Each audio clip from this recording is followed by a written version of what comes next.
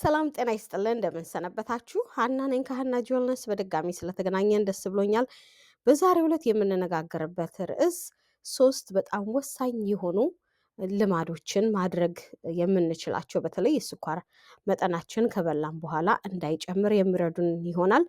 እነዚህ እንግዲህ መንገዶች አሁን የምነግራችሁ እኔ ራሴ ዕለት ዕለት የምጠቀምባቸው የስኳር መጠኔ ከበላው በኋላ ከፍ እንዳይል እንዳይጨምር ለከፋ የጤና ችግር እንዳልዳረግ የሚረዱኝን 3 መንገዶች ይሆናል።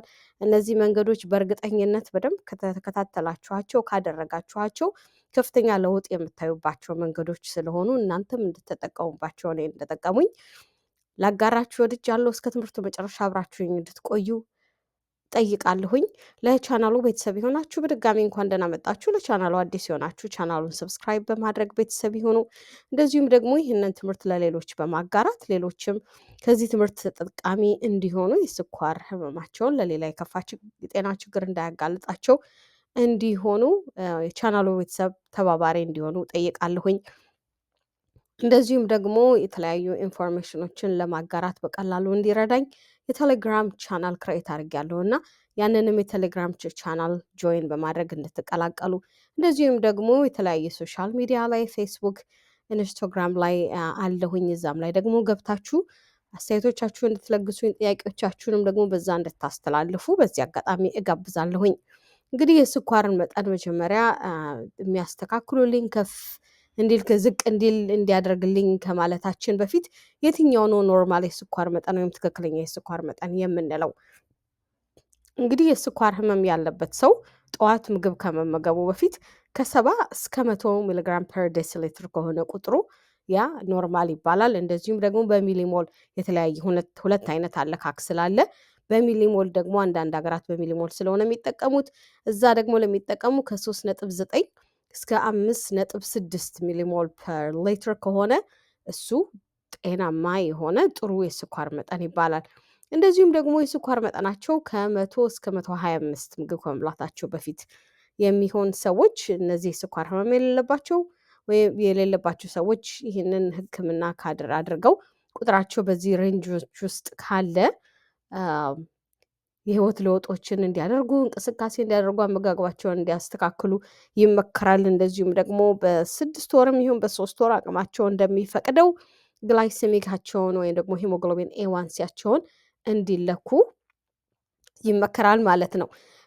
ምግብ ከበላንስ በኋላ የስኳር መጠናችን ምን ያህል መሆን አለበት ደግሞ ብለን ለምንጠይቅ ለአዋቂዎች ምግብ በልተን ከ1 ሰዓት እስከ 2 ሰዓት ባለው ጊዜ ውስጥ ይሄ ስኳር ህመም ለሌለበት ሰው ነው እስከ 140 ሊደርስ ይችላል። ምክንያቱም ምግብ ስንበላው በተለይ ደግሞ ካርቦሃይድሬት ነክ የሆኑ ምግቦች ወዲያው ከፍ ብለው ከተፈጩ በኋላ ወደ ግሉኮስነት ስለሚቀየሩ ያ ግሉኮስ ደግሞ ወደ ተለያየ ኦርጋኖቻችን መስሎቻችን እስኪሄድ ድረስ በደማችን ውስጥ ስለሆነ የሚቀመጠው ያ እስከ 140 ሊሆን ይችላል። ግን የስኳር ህመም ያለበት ሰው ደግሞ ምግብ ከተመገበ በኋላ በ1 እና በ2 ሰዓት ውስጥ የስኳር መጠኑ 180 ሊደርስ ይችላል። ከዛም ሊያንስ ይችላል። ከዛ ከ2 ሰዓት በኋላ ግን እየወረደ መምጣት አለበት። ምክንያቱም ያ ግሉኮስ ወደ ተለያየ የሰውነት አካላችን ስለሚሄድ ነው። ከዛ በላይ ከፍ ብሎ ከቆየ የአንድ ሰው ስኳር ህመምተኛ ከ180 በላይ ከሆነ ምግብ ከበላ ከ2 ሰዓት በኋላ የስኳር መጠኑ ከፍ ያለ ነው። ለተለያየም የጤና ችግር ሊዳረገው ይችላል። እንደዚሁም ደግሞ በእርግዝና ላይ ያሉ እህቶቻችን ምግብ ከተመገቡ በኋላ የስኳር መጠናቸው 140 ሊደርስ ይችላል። ከተመገቡ እስከ 1 ሰዓት ውስጥ ባለው ወደ 2 ሰዓት ደግሞ አካባቢ ከበሉ እስከ 2 ሰዓት ድረስ ደግሞ ወደ 120 እየወረደ መምጣት አለበት። ከዛ ካለፈ መልካም አይደለም ማለት ነው። ህፃናትና ወጣቶች ደግሞ እንደዚሁ ምግብ ከተመገቡ በኋላ ከ140 ሚሊግራም ፐር ዴሲሊትር በታች መሆን አለበት እንግዲህ የስኳር መጠናቸው ማለት ነው። ከዚህ ቁጥር ካለፈ ከፍ ብሏል እንላለን። እነዚህ ቁጥሮች አንዳንድ ጊዜ በተለያየ የህይወት አጋጣሚዎች ከፍ ሊሉ ይችላሉ አልፎ አልፎ። በዛ ልንደናገጥ አይገባንም። ማድረግ ያለብንን እኛ ካደረግን በኋላ ሌላው ደግሞ እንግዲህ ሰውነታችን በፈለገ ጊዜ በተለያዩ ሆርሞኖች፣ በጭንቀቶች፣ እንቅልፍ በማጣት በቂ ውሃ ባለመጠጣት በእነዚህ ሁሉ ምክንያቶች የስኳር መጠናችን ከፍ ሊል ስለሚችል ተደናግጠን ሌላ ያልተፈለገ የጤና ችግር ውስጥ ለጤና ችግር እንዳንጋለጥ ቁጥር ላይ ብቻ አናተኩር። ማድረግ ያለብንን ግን በደንብ አድርገን እስከ ጥጉ እስከ መጨረሻው ድረስ እናድርግ።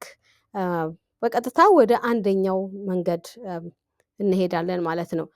ምግብ ከመብላቴ በፊት አብዛኛውን ጊዜ የማደርገው ምግብ ከመብላቴ 30 ደቂቃ በፊት 1 ብርጭቆ ውሃ እጠጣለሁኝ። ቦታው የሚመቸኝ ከሆነ ለብ ያለ ውሃ እጠጣለሁ። ቤት ውስጥ ከሆንኩኝ ለብ ያለ ውሃ 1 ብርጭቆ እጠጣለሁ ከ30 ደቂቃ በፊት። ውጭ ከሆንኩ ደግሞ እንደዚሁ ቀዝቃዛ ውሃ ወይም ሩም ቴምፕሬቸር ውሃ 1 ኩባያ እጠጣለሁኝ። ያ የሚረዳኝ ለምንድን ነው? አንደኛ በውስጤ ያለ የተከማቸ ስኳር ካለ ፍላሽ አውት እንዲያደርገው ይረዳል።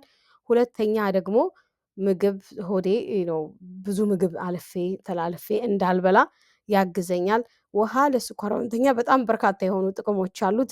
ሌላው እንደዚህ ደግሞ ኢንሱሊን ሴንሲቲቪቲም ደግሞ እንዲጨምር ይረዳኛል። ምግብ በፊት የምወስደው ኢንሱሊን ሰውነቴ በአግባቡ ተቀብሎ እንዲያስተናግደው ኢንሱሊን ሴንሲቲቪቲውን ስለሚጨምረው ቀድሜ ከ30 ደቂቃ በፊት ውሃ መጠጣቴ ያንን ያደርጋል። እንደዚሁም ደግሞ ኩላሊቴ በተገቢው ግሉኮስንም እንዲያጠራ አላስፈላጊ የሆኑ ደግሞ ንጥረ ነገሮችም ከሰውነቴ ፍላሽ አውት አድርጎ እንዲያወጣ ስለሚረዳው የስኳር መጠኔ የተስተካከለ እንዲሆን ይረዳኛል። እና ሁላችንም የምንችል ከመብላታችን 30 ደቂቃ በፊት 1 ብርጭቆ ውሃ ብንጠጣ ይመከራል። ቢቻል ለብ ያለ ውሃ፣ በተለይ ደግሞ ውፍረታችን ለማስተካከል የምንፈልግ ሰዎች ከሆንን ለብ ያለ ውሃ 1 ኩባያ፣ ብንፈልግ ሎሚ ጠብ አድርገን ብንፈልግ ደግሞ በባዶ ያንን ጠጥተን ከዛ በኋላ 30 ደቂቃ ቆይተን መድኃኒታችን ወስደን ምግብ ብንበላ በጣም ትልቅ ለውጥ እናያለን የስኳር መጠናችን ላይ። እዛ ላይ ብቻ ሳይሆን ኦቨርኦል ጉልበታችን፣ ኢነርጂ ይኖረናል፣ የቆዳ ጥራት ይኖረናል፣ ብዙ የሆነ ለውጦች እናይበታለን። እና ውሃ እንግዲህ መጠጣት ከመብላታችን 30 ደቂቃ በፊት አንዱ የምጠቀምበት መንገድ ነው።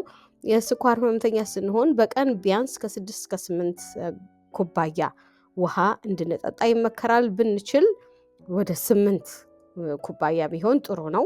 6 ሚኒመሙ ነው፣ 8 ደግሞ የሚቻለውን ያህል ነው። ይሄ ታደግ በተለያየ የጤና ችግር ያለባቸው፣ ለምሳሌ በኩላሊታቸው ስራ አቁሞ ሽንት መሽናት የማይችሉ ሰዎች፣ የሃርት ፌሊየር የልብ ስራውን ማቆም ያለባቸው ሰዎች ራሱ የፍሉድ ሪስትሪክሽን ስላላቸው መጠጣት የሚችሉት ውሃ ይህን ያህል ነው ተብሎ በሐኪሞቻቸው ስለሚነገር እነሱን አያጠቃልልም። ሌላ ግን ውሃ የመጠጣት ሪስትሪክሽን የሌለበት ሰው ሁሉ በርከት ያለ ውሃ ቢጠጣ ለጤናውም፣ ለስኳር ህመምም፣ ለኦቨርኦል ጤናም በጣም ጠቃሚ ነው ማለት ነው።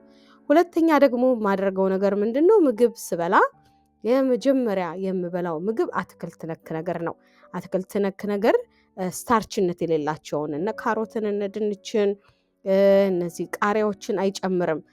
በብዛት የምመገበው ምንድን ነው? ጎመን በጣም በርካታ የሆነ ለጤና የሚሰጣቸው ጥቅሞች አሉ። በተለይ ደግሞ ለስኳር ህመም በፎሌት የበለጸገ ስለሆነ ነርቮቻችን በአግባቡ ስራቸውን እንዲሰሩ ያግዛቸዋል። እና ጎመንን በተለያየ መልኩ መብላት እንችላለን።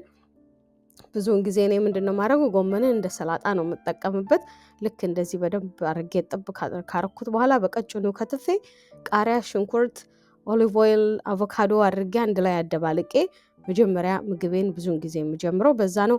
ጎመን ደግሞ ማግኘት የማንችል እንደዚሁ ጥቅል ጎመንን በጥሬው ብንፈልግ ደግሞ ትንሽ በሰል አድርገን እንደ ሀገራችን ይሄ የሚጣፍጠው ጥብስ ተደርጎ የሚበላው አይደለም። እሱ ምግብነቱን የጨረሰ ኒውትሪያንቶቹ በእሳት ቅጥል ብለው ያለቁ ስለሆነ እሱ ብዙ አይጠቅመንም። ነገር ግን እንደዚህ ጥሬውን መመገብ እንችላለን እንደ ሰላጣ ራሱን ችሎ። እኔ ከማድረጋቸው ልማዶች ለማጋራት እናንተ ሰላጣን ቆስጣን አንድ ጊዜ ከገዛው በኋላ እንደዚህ ክትፍ አድርጌ በደቃቁ ከዛ በሎሚ በጨው ሽንኩርት አድርጌ አንድ ላይ በብልቃጥ በጃር በደንብ አድርጌ አሽጌ ያስቀምጠዋለሁ። ለሳምንት ለ2 ሳምንት በጣም ጥሩ ነው። እሱን በማንኪያ ብቻ እየጨለፉ ምግብ ከመመገቤ በፊት እሱን መመገብ እንችላለን። እንደዚሁም ደግሞ ቆስጣም አዘወትራለሁ። እናንተ በአካባቢያችሁ ያሉትን አትክልቶች መመገብ ትችላላችሁ። ስታርቺ ያልሆኑ እነ ድንችና ካሮትን ያላጠቃለለ እነ ዱባን ያላጠቃለለ እሱን ማድረግ እንችላለን። ፎሰሊያ መመገብ እንችላለን። ግን አረንጓዴ ነክ ነገር ከምግባችን በፊት መመገብ በጣም ወሳኝ ነው። ይሄ ለምንድን ነው? አንደኛ እነሱ በፋይበር የበለጸጉ ስለሆነ የሚፈጩትም በጣም ቀስ እያለ ስለሆነ ሰውነታችን እነሱን ፈጭቶ እስኪጨርስ ድረስ የምንበላቸውን ካርቦሃይድሬት ነክ ነገሮች መፍጨት ስለማይጀምር እንደዚሁ ወደ ምግቦች ወደ ግሉኮስነት የመቀየራቸውን ፍጥነት እንዲቀንስ ቀስ እያለ ሪሊዝ እንዲያደርግ ያደርገዋል እና ለዛ ነው። ሌላው ደግሞ የሚሰጣቸው ጥቅሞች እነዚህ እንደዚሁ ሰውነታችን ለመቀነስ ከነዚህ ከአትክልቶች የምናገኛቸውን ንጥረ ነገሮች ደግሞ እንዳሉ ለማግኘት ይረዳናል እና በሁለተኛነት እንግዲህ ስኳር መጠን ከበላው በኋላ ከፍ እንዳይል ከምጠቀምባቸው መንገዶች አንዱ አትክልትን አስቀድሜ መብላት ነው፣ ዋና ምግቤን ከመመገቤ በፊት። በሶስተኛነት ደግሞ ምግብ ከበላው በኋላ ምንድነው የማደርገው? ወዲያውኑ ወጥቼ ስራም ሆንኩኝ ቤትም ሆንኩኝ ለ15 ደቂቃ ዋክ አደርጋለሁኝ። ያ ምን እንዲሆን ይረዳኛል? አንዳንድ ጊዜ በተለይ ስታርች የሆኑ ነገሮች፣ ካርቦሃይድሬት የበዛባቸው ነገሮች፣ ቅባት የበዛባቸው ነገሮች ከተመገብኩኝ ያለ ምንም ጥርጥር ወጥቼ ዋክ ማድረግ አለብኝና ያ የሚረዳው ያ ስኳር እንዲቃጠል መስሎቼ ያንን ግሉኮስ እንዲጠቀሙት በፍጥነት ይረዳቸዋልና ብዙ ሰዓት አይደለም 15 ደቂቃ ብንፈልግ በጆሮአችን መስማት የምንፈልገውን ነገር እየሰማን ለአይምሯችንን ለመለወጥ አይምሯችንን ለማደስ የሆኑ ነገሮችን ብንሰማ ይመከራል። ምክንያቱም አንዳንድ ጊዜ ለጆሮ ደስ የማይሉ ነገሮች ስንሰማ ጭንቀት ይይዘናል። ጭንቀት ሲይዘን ደግሞ ኮርቲሶል የተባለው ሆርሞን ስኳራችንን ከፍ ስለሚያደርገው እሱ ወክም ብናደርግ እንኳን ዜሮን በዜሮ ማጣፋት ስለሆነ የሚሆነው ብዙ ላይ ጠቅመን ይችላል። ነገር ግን አይምሯችንን የሚያድስ ህይወታችንን የሚለውጥ ነገር እየሰማን 15 ደቂቃ ከበላን በኋላ ወክ ብናደርግ ያግዘናል፣ ይጠቅመናል። ሌላው ደግሞ ወክ ስናደርግ ምንድነው የምናገኘው? የፀሐይ ብርሃን። ከፀሐይ ብርሃን ቫይታሚን ዲን እናገኛለን። ቫይታሚን ዲ ደግሞ የስኳር ወይም ኢንሱሊን ሴንሲቲቪቲያችን ኢንሱሊን ስራውን በአግባቡ እንዲሰራ ያግዛል፣ ይረዳልና በዛ መጠን የስኳራችንን እንዲቀንስ ያደርጋል። በስተመጨረሻ ደግሞ ያው ሁላችንም ማድረግ ያለብን እንደ ቦነስ አድርጌ የጨመርኩት ምንድነው ምግብ ከመብላታችን በፊት መድኃኒታችንን መውሰድ እንዳንረሳ። በተለይ አይነት 1 የስኳር ህመም ያለብን ሰዎች ኢንሱሊን ምግብ ከበላን በኋላ ነው። ከአንዳንዶቻችን አንዳንድ መድኃኒቶች ሎንግ አክቲንግ እና ሾርት አክቲንግ አለ። ሎንግ አክቲንጉ ምንም ሰዓት ላይ መወሰድ ይችላል፣ በቀን 1 ጊዜ የሚወሰድ ስለሆነ፣ ግን ሁልጊዜ በተመሳሳይ ሰዓት መሆን አለበት። ለምሳሌ አሁን ማታ ከመተኛቴ ከ3 ሰዓት ላይ ቢሆን ዛሬ መወስደው ነገም በዛው አካባቢ መወሰድ አለብኝ። ነገር ግን ከምግብ በፊት የሚወሰዱ ሾርት አክቲንግ የምንላቸውን ኢንሱሊኖች በሰዓቱ በአግባቡ ከመብላታችን በፊት መውሰድ አለብን። ምክንያቱም ለመስራት ትንሽ ጊዜ ስለሚፈልጉ ከ15 እስከ 30 ደቂቃ ጊዜ ስለሚያስፈልጋቸው ሰውነታችን ውስጥ ደግሞ ኦልሬዲ ግሉኮሱ ከፍ ካለ በኋላ የምንወስደው ከሆነ መድኃኒቱ ለማውረድ በጣም ረጅም ጊዜ ይፈጅበታል። የስኳር መጠናችን በደማችን ውስጥ ከፍ ብሎ በቆየ ቁጥር ደግሞ በሰውነታችን ላይ በጤናችን ላይ የሚያደርሰው ጉዳት ከፍ ያለ ስለሚሆን ስለዚህ ኢንሱሊናችንን በታዘዝነው መሰረት ከምግባችን በፊት መውሰዱ እንደዚሁ የስኳር መጠናችን ከፍ እንዳይል ያግዘናል ማለት ነው። ይሄ እንግዲህ በተለይ ለአይነት 1 ስኳር ላለባቸው ሰዎች ስለሆነ ነው። ከዚህ በፊት ግን የጠቀስናቸው 3ቱ መንገዶች በመጀመሪያ ውሃ መጠጣት፣ እንደዚሁም ደግሞ አትክልት ነክ ነገር መብላት፣ ከበላን በኋላ ደግሞ ወክ ማድረግ ለአይነት 1ም ለአይነት 2ም የስኳር ህመም ላለባቸው ሰዎች እንዲሁም ደግሞ በእርግዝና ጊዜ የስኳር ህመም ለተከሰተባቸው ሰዎች ሁሉ የሚጠቅሙ መንገዶች ስለሆኑ እናንተም ተጠቅማችሁበት ደግሞ ውጤቱን እንደዚህ አይተናል መልካም ነው ብላችሁ እንደምታጋሩን ተስፋ አደርጋለሁ። በአንድ ቀን በ2 ቀን ምናልባት ለውጥ ላናይ እንችላለን። ደግመን ደጋግመን ስናደርገው ግን ፍጹም የሆነ ለውጥን እናያለን። እንደምታዩበትም ደግሞ ሙሉ እምነት አለኝ።